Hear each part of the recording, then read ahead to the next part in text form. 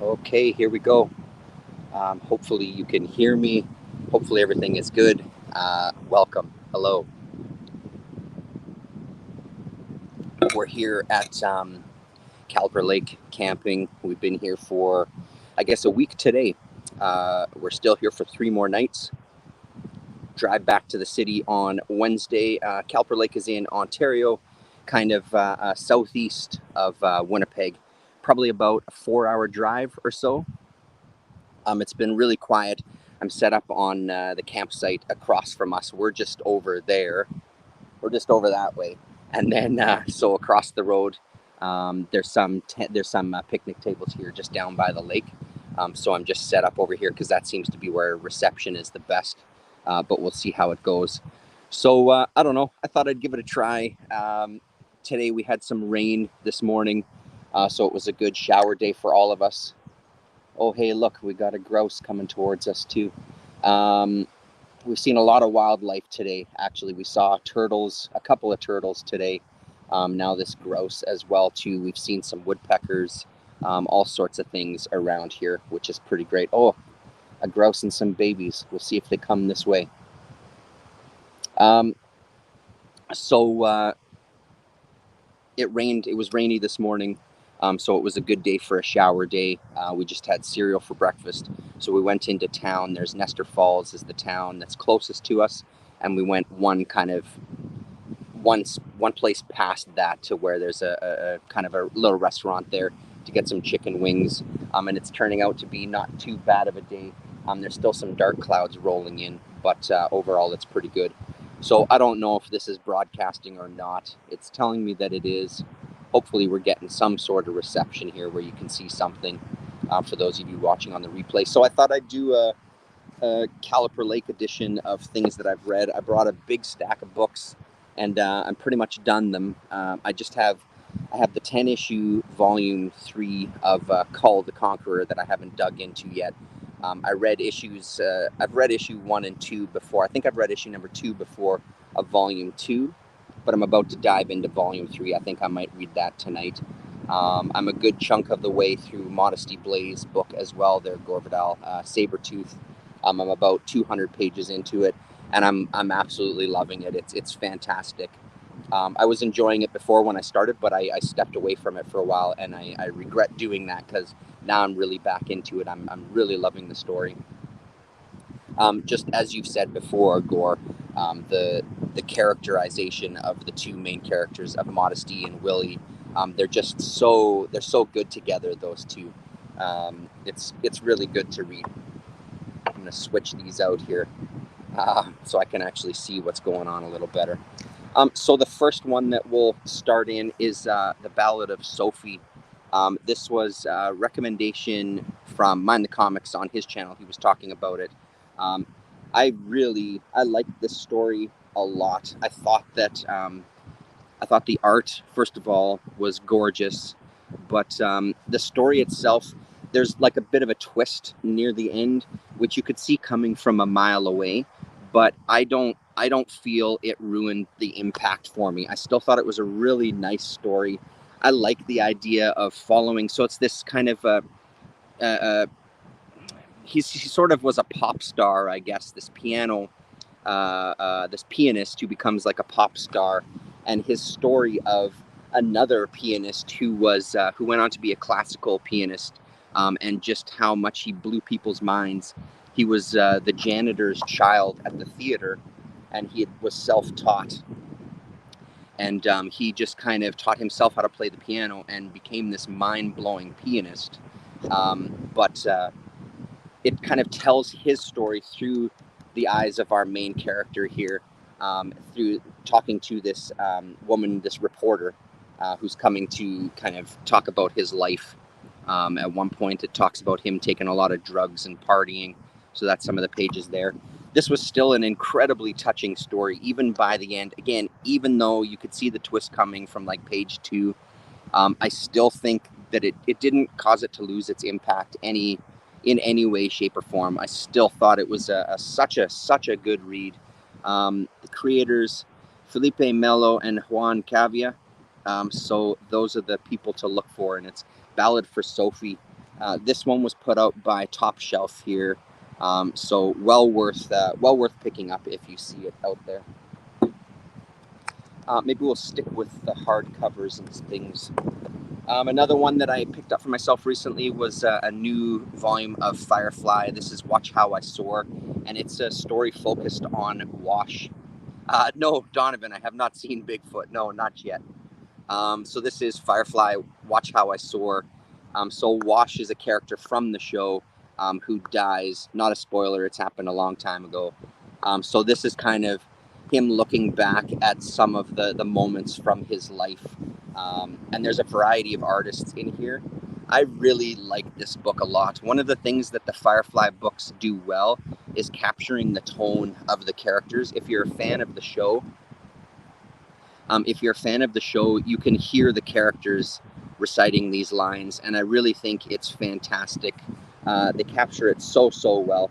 And I like this one with a variety of artists in it as well. It was released, I think, as a graphic novel. I don't think this came out in single issues, but it's well worth checking out if you're a fan of the show, or if you want to try out some Firefly stuff. I think this is a good one.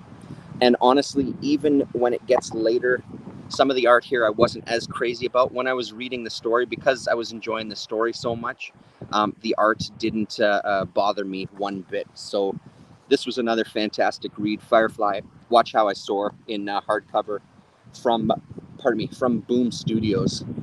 I should actually say the creators here.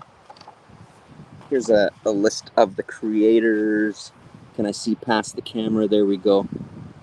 There's everybody there who's contributed to this one. So some of the things that happens with the other Firefly stuff or Serenity stuff is they sort of relive some of the moments from the TV show and kind of give them a new life in the stories. And I find that a little dull. So I would recommend this one. And then there's another one that focuses on the priest character. And I can't remember the name of that book. Anyway, it focuses on his life, and that's also highly recommended. One that I'm so glad that I enjoyed, considering how long I was looking for it. This is From the Darkness. Was it? I don't know. Let's see here before I say. Yeah, 1991.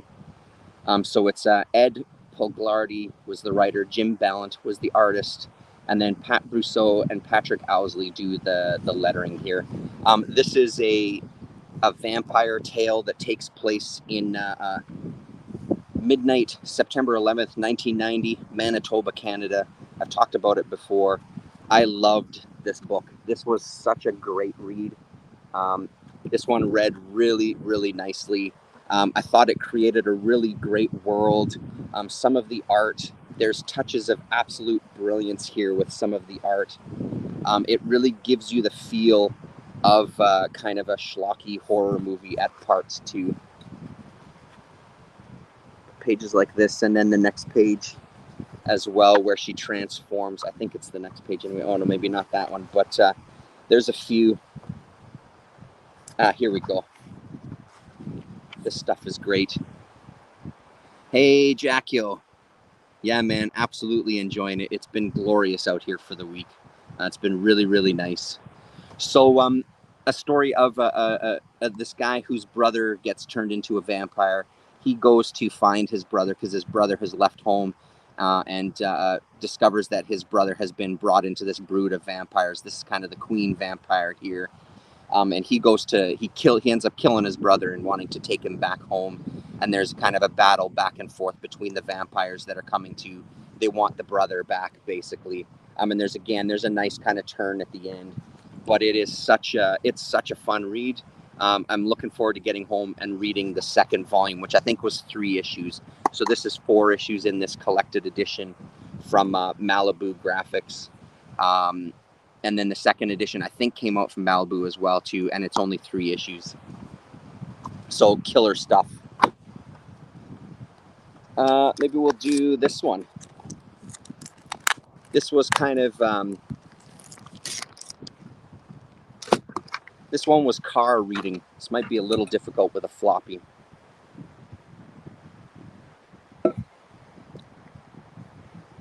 The original Dick Tracy by Chester Gould from Gladstone. This is issue number 1 that collects the strips and colors them. This is Dick Tracy versus Mrs. Pruneface. I'm absolutely on the lookout for more of these.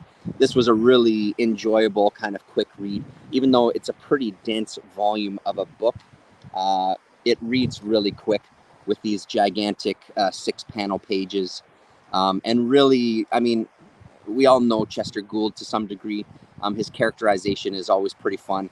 This one was surprisingly violent at points where she kind of loses it on this guy and literally bashes his face in, and surprisingly violent. It shocked me, to be honest, because I didn't expect to see it.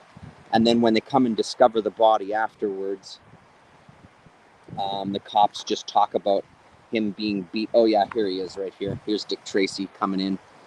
It's Emil, dead, apparently bludgeoned to death with a club. His head's all crushed. This place has been cleaned out, Tracy. There isn't even a dirty sock in the closet. Huh. So it's pretty graphic stuff for these couple of panels here. But this was a really, really fun read. I'll absolutely be looking for more of those. And hopefully I can find them for next to nothing. The wind is really picking up here, so hopefully you can still hear me okay. As I'm on a slant. Why don't we talk these ones here next? So volume 1 and 2, or book 1 and 2 of Mike Grell's Green Arrow, The Longbow Hunters. This was pretty good. I don't know if I loved it. I did enjoy it, though. It is really kind of heavy 80s soap opera, melodrama. This is heavy duty soap opera stuff here.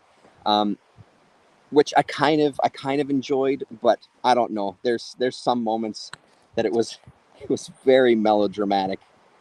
Here, this is pages like this, for example, him hanging out, having a hot bath, and contemplating love and his relationship, and it was pretty heavy stuff. But otherwise, I mean, the one thing I did enjoy is kind of the mixed media aspect of some of this. So some stuff in pencil crayon. Looks like some stuff in like, I don't know if it's chalk or some sort of white medium on black paper or darker brown paper. Anyway, stuff like this here, I think looks really nice. So I'm digging it. I'll absolutely be looking for the 3rd book to finish it off. And again, I'm hoping I can find it for cheap. Since I found these ones for so cheap, I'd love to find the rest of them too. But yeah, not a bad story at all. And I know Gore will probably say to check out Grell's other work, which now I'm going to blank on, and Gore is going to tell us in the comments. One that took me by surprise, just 2 more to go here. This is the Nas 4-issue miniseries. This took me by surprise. I didn't quite know where it was going to go all the way out until kind of like issue 3 and 4, where things started tying up. It seems like it's going to be kind of another Watchmen ripoff of these kind of flawed superheroes. It definitely had a bit of what little I know about The Boys. It seemed like it had a little bit of that vibe. These superhero crews that are being used by the government, and this Nas has kind of tapped into this legit superpower that kind of makes him a god. There's some really neat territory that they cover here. This idea of once you kind of outgrow the society, once you kind of like let all that go, and how you can kind of succumb, or you can not succumb, sorry, you can kind of grow beyond any sort of trappings of being a civilian, I guess, within this kind of world that we've created. Hello, G, how you doing? So there were some really nice moments of that, and there was some really nice back and forth. They focus on different characters throughout the 4-issue series, so I thought that was pretty great. And then the way that it ended, I don't really know what to think of the way that it ended. I won't say anything, but again, it took me by surprise, where it seemed like, I don't know, it just seemed like the whole premise was this base kind of instinct of one of the characters, which I thought was kind of funny. It did make me chuckle. but I'm not quite sure what I think of the whole thing overall. It was an enjoyable read, that's for sure. And one of the beautiful things about it is the art by Brian Talbot. Some really nice stuff going on, and there's some nice use of coloring in here as well too. The colorist changes from issue 1. It's one colorist for the first issue, and then the other 3 is Les Dorscheid, I think. And then issue number 1 was Steve Whitaker, and there's absolutely a noticeable difference between those issues. Issue 1 kind of has a more gritty feel than the last 3. But overall, pretty good. If you can find it cheap, I would get it. And one of the ones that was a really nice surprise that I thought worked incredibly well was this interactive comics featuring Dudley Sirius by Dave Cooper. So kind of early era Dave Cooper, his character still being all noodly. This is a choose your own adventure comic. So you get kind of the intro story at the beginning, and it tells you kind of what you're going to be doing once you get to the end of a story. And you really do get to choose where you're going. So here at the bottom, for example, are a couple of options that you can go for. And I worked my way through the story, and then I went back and read kind of every page, just kind of looked at everything. Very, very well done, to be honest. It was an entertaining read because some of the choices that you make when he meets his doom are very comical, kind of ridiculous, very cartoony, as is his style. And then when you kind of go through, if you read it just kind of front to back, where's that page? Pardon me. Yes, here we go. So if you read it front to back, you come across this page here on this side, and it's him taking a break from the story, having a bath, and then he kind of gives you shit for creeping in on him. He's like, you're obviously cheating, or you're going somewhere you're not supposed to. Go back to the story. I'm trying to take a break from this comic. So I thought that was pretty clever as well too. Pretty funny stuff. I don't know if there was more of these that were created, but I'll have a look online to see if there's anything else. And again, this era of Dave Cooper, so different from what he eventually becomes, but still really nice art. I thought it was really, I like this style that he has going here. Some of the kind of horrific moments, they just play more comical because of his style. Like I was showing you in those horror anthologies, even though the rest of the book was pretty heavy and pretty serious, hit the injection of the humor with Cooper's stuff was very entertaining. And that's it. Thanks very much, Donovan, Jackiel, G. Nice to see you all. Cheers again from the lake. We're here for a few more nights. And there we go.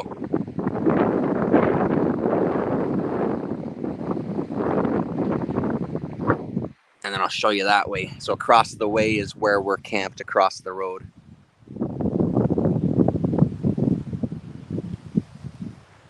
Right on, everybody. We'll talk to you soon. See you when we get back.